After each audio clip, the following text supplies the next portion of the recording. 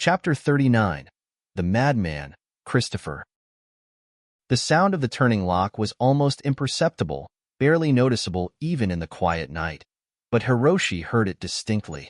His radiation-resistant, enhanced physique had sharpened his senses significantly. A flash of ruthlessness crossed his face. With a swift hand chopped to Sally's neck, she let out a muffled grunt and fell unconscious.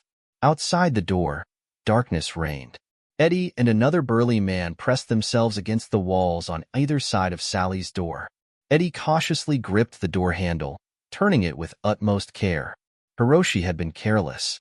Sally's villa was equipped with a hidden alarm system installed beneath the windowsills and room doors. Each room had pressure sensors that triggered the alarm if anyone climbed through the window. 3 minutes earlier, the housekeeper on the first floor was awakened by the alarm.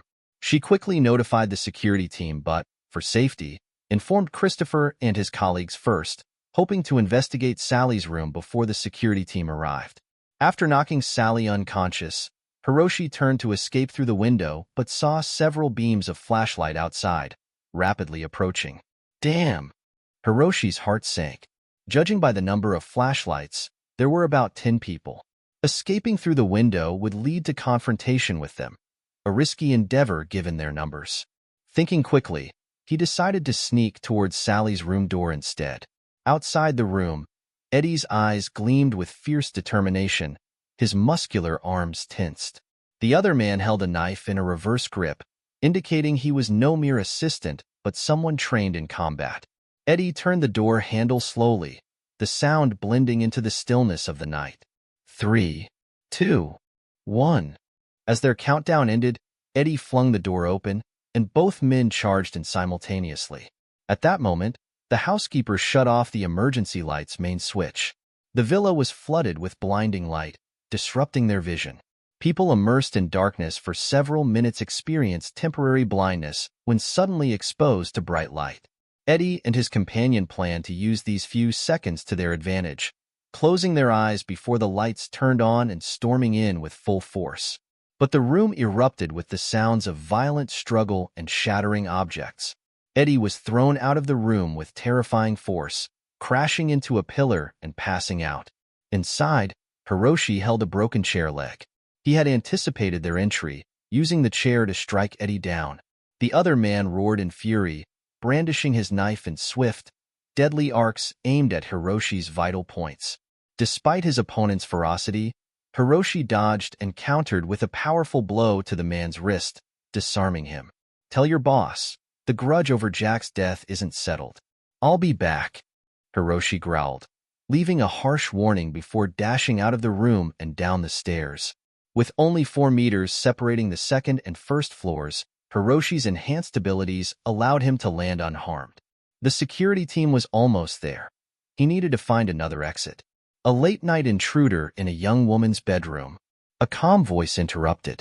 Christopher, in a blue shirt, stood at the foot of the stairs, blocking Hiroshi's path with a serene smile.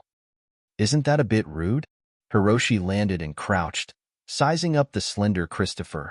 Having just taken down 2 muscular men, he doubted this beanpole could pose a threat.